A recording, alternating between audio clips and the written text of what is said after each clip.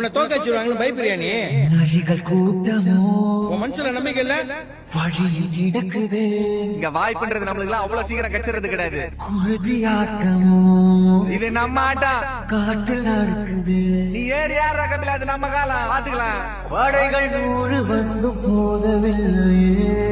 நம்ம எல்லாரும் எங்க அப்பா முயற்சி பண்ணி இறந்துட்டாருன்னு சொல்றோம்ல, அது தப்பு. தடுக்க வந்த பகையும் வெல்லவில்லை. என் அப்பா இறந்து போயிடுவேன் தெரிஞ்சேதான் முயற்சி பண்ணிருக்காரு. போத